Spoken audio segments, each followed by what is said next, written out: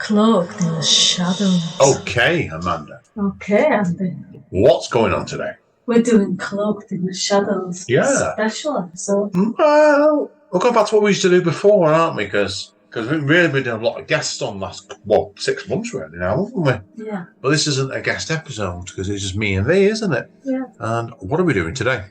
Well, we watched a 3-part documentary about Jill Dando, so we're going to discuss that. Yeah, now, I've gone and got off a certain website who Jill Dando was. So I'm going to, it's only fair we give people a bit of context. Do you agree?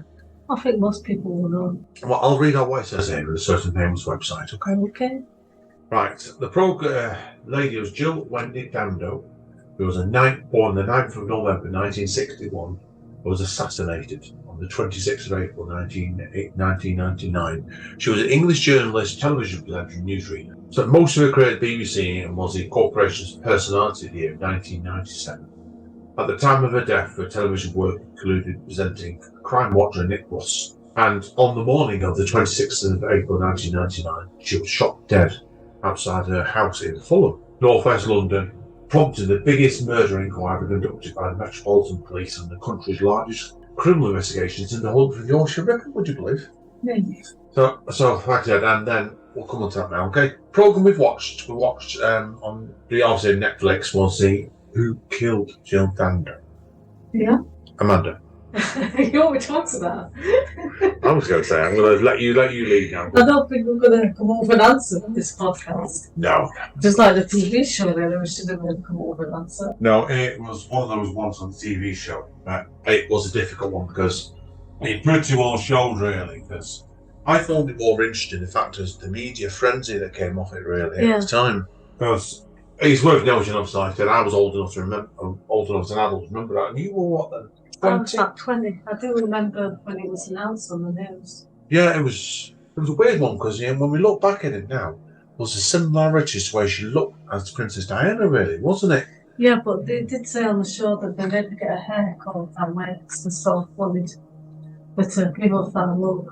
Yeah, but the implication in it was, obviously, when she died, the country all loved her, and I remember him from Nick, if I'm honest, from Crime Watcher, and that's what's really spooky. That's what I always used to hear when he was... Yeah, sorry guys, yeah, it was like, did you ever used to watch Crime Watch? I think I did, yeah. So when it was reported on the news, that's what they always used to say, and they used to say it was something to do with that, like she helped find the wrong person who took offence to it and took it out because of that. Yeah. But in fact, this programme sort of elaborates on that more and comes up with other things that have happened in the platform there. There's a lot going on with it where it's one of those ones where after all this time, the interviews in the programme itself with Barry George, the guy that was convicted, and obviously we need to state this before carrying on, was actually freed and obviously after released on all charges. They interviewed him on it. It was a weird interview. It was. It was very strange because it's portrayed as being innocent and like having lost like years of his life, but it wasn't exactly like a regular person, was it? No. And the programme itself asked a lot of questions, but it didn't answer all of them because there was some questions going around in it where the actual lack of evidence on it from the police itself, which if you read up on it, where they found something like 4,000 magazines in his flat, which did make a TV programme, I know it didn't. But they had it like when they found, I think it was 3 or 4 that had her on it. Yeah. There was a few things that didn't make much sense to me because they actually got him on the show to talk about it, which was supposed to agree with him in some ways. And so I'm surprised that he actually agreed to do that. And then in the interviews he said that he'd never seen her before, but he had magazines that had a picture of her, so it's like, well, he must have seen her. And then there's the fact that she was basically everywhere at that time. Yeah. You'd have to be living under a rock not to know who she was. Yeah. And then he also had a picture of someone that they thought was him in a mask and holding a gun, which he said he'd never seen. And it's like, you on a picture like that, of course you've seen it, because you must have seen it when you bought it or got it from wherever you did to start with.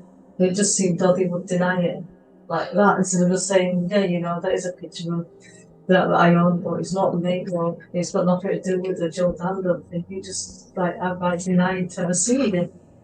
There was a lot of very strange stuff in this programme, and I think the programme itself did a really good job of showing the power and the influence the media has in shaping that story. Because did you remember during the programme itself, during the Crime Watch thing? I remember seeing Nick Ross's face in that ad. They were obviously quite close in the Jill Dando, and I think that really upset him, that did. That program was obviously meant to I don't think they anticipated they'd ever have to do murder reconstruction of somebody that was trying to help people in the first place. But they had, didn't they? Do you remember this? There was Mr. James that ran up, Crime Watch, wasn't he? And were initially a plausible claim that she'd been targeted by a drug gang. Yeah. But then that was looked like he'd been lying with the aim of framing his own enemies, diverging resources in the meantime. But the whole thing did come across a bit chaotic, really, didn't it? With the police investigation. Yeah, I think they put a lot of manpower into it, but they didn't find the person, or they found the person and the person's released. I don't know, I can't say heavily. Yeah, it's the question from it is, and I'm not going to go say Barry George killed or not, because we don't know. We're not police people. The police man was, I think, is he retired now? Yeah, he would have done. It seems to think that they found the right person all along.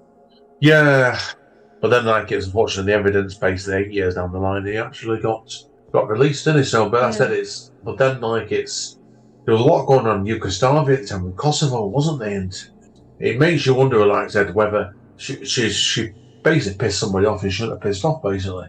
It was very chilling. You think about it, what happened to her, the story was, he was letting herself in the front door, somebody comes running the gate, shoots her in the back of the head.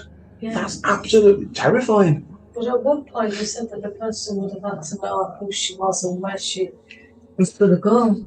Right, but like, it's somebody that knew her, or it's somebody that just spent a lot of time hanging around that area, knowing that at some point she'd be around that area. It wasn't a random killing, that's for sure. No. It was. Because you'd have had to spend months just like hanging around the places she might go to. Yeah, it wasn't. And there was the police investigation where they said the source were running down the street, didn't they? And they said whether it was Barry George or not, or somebody else. Yeah. There was a lot going on with that. I found it curiously absolutely scary, really, really worrying and scary. What did you think? Yeah, the other thing as well, not like saying that he did anything, but it just showed you, how much people sort of, one particular person thought on the agent. It's like he didn't really care for her as a person. When he was saying that at one point he was accused of it, and he was saying he wouldn't cut off a pay packet like that. Not the fact, I wouldn't kill her because, she's a good friend and I work for her or whatever. It was worrying, that bit really worried me, Chelsea. And I was a little bit alarmed about the accusations against her ex-husband as well. I think that's always one of the things, first go-to things, isn't it? Like the ex or the current partner. They're always at the top of the list until you can rule them out. I think so as well. And do you think back in the time where this was just when the internet was really starting to get going? So you've seen enough of the American programs since, American sort of dramas, this sort of genre, haven't we? Where the country got whipped into a proper frenzy. This came just before it, really, didn't it, in 99? Yeah, there was internet back then, but it wasn't like we've got now. No. And I did hear a lot about it, like on the radio and the television or the news a lot. I think so as well. It was really all coverage the police had on this. I think the police were put under pressure. It was just that he whipped everything up, and they spent about a year in it, didn't they, at the time? Yeah. Trying to work out who actually killed Jill Dando, and they couldn't get it. They had next to no leads on it. And it was like, but they always say, don't you, when there's a murder, most times it's somebody you know. Yeah, somebody's definitely got to know them, but whether they know about it or they're just saying, I'm not telling them. And then there was a guy, that they brought on, and I'm not sure why he was there, that gangster guy. Yeah, there was a gangster. He was trying to claim that his name for the records was Noel Razor Smith, an ex-bank robber and writer. And he said he knows the name of the person who did it, circulating in the criminal world, or he can't tell it to his own safety. I've got the impression that he was one of these people that like to sort of make themselves seem important, and I don't think he knows anything. I know people like that. Well, the question is, if it's known in the criminal world, the problem couldn't do, and obviously this is expectable, really, is try and work out, state who they think did it. There's no answer, is there? No. It's simply down to the fact of this is, I don't think at this stage now we're ever going to find who killed them. It's a tragedy. Really, really big tragedy. And they didn't really look as well after the release him. Because I think they knew that I think they were implying on the programme that it was Barry George. Not our records. We're not going to get sued over that. No. That's the implication of that programme. They thought it was Barry George quite clearly. And I was like, that be the question is, why didn't they go for more evidence? Yeah. I think on the other hand, it's like you know about people that get convicted for murder from 30, 40 years ago. Yeah, so perhaps they're hoping for something to come through. You don't know with DNA and stuff, and it's. I'm not saying to them, we don't know. There's no indication who it is, and it's one of those ones that might get found 10 years down the line. It's not my sheer chance.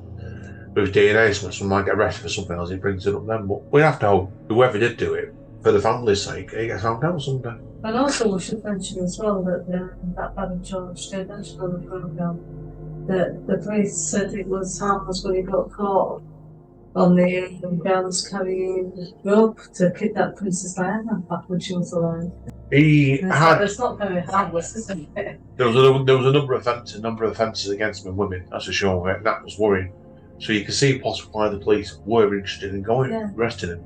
And it's like he's not stayed in England after he ran away to, I withdraw that word. To live with his sister. Yeah, in Ireland, yeah. So he's living in Ireland now, basically, obviously away from the media circus over it. Because if he still lived where he was when they arrested him, it would have been like, this frenzy would have been ridiculous, wouldn't it? So this wasn't someone that was just like a perfectly normal person being arrested for no reason. There was some sort of grounds to make you think, he could have done it, whether he did or not. I have to ask you then, obviously, about this link in the Yugoslavia thing at the time, because she was doing big frontage, wasn't she? The appeals against her. I don't know, I'm in two minds by it, because it feels like the plot of a TV show. It doesn't really feel believable in real life that something like that would happen. If you believe what that Noel Razor Smith said, it doesn't answer. It sounds like it was somebody. She'd obviously upset somebody. It could have been a revenge crime for fronting Crime Watch, couldn't it? Was somebody quite easily. Yeah. It's one of those ones that I don't know. I really don't know. It's a very sad case to watch, actually. If anything, it could have been somebody that sort of she offended with like her views and stuff on what she did, and like an individual acting on her own rather than like some group sort of censoring it and saying, let's take her out. I think it was more that, to be honest, and I hate using this word now, but I can't think of a way to say it. Some disturbed individual. Yeah. And you can see then possibly why the police went for Barry George. It does worry me, to answer this case, where the detective at the end of it was he didn't state, did he? You can see his implication was he thought Barry George did it. And it's one of those ones where 8 years down the line, obviously, the evidence obviously was proven otherwise, wasn't it? So I don't know. What do you think I managed to conclude? No, if we knew that, we'd probably get a big reward or something. We have to leave it on a positive note. Yeah. So we have to hope. Right, Amanda, shall we? Cloak into the shadows. Yeah. Let's take care, guys and girls, and we must see you all next time. Bye. Cloaked in the shadows.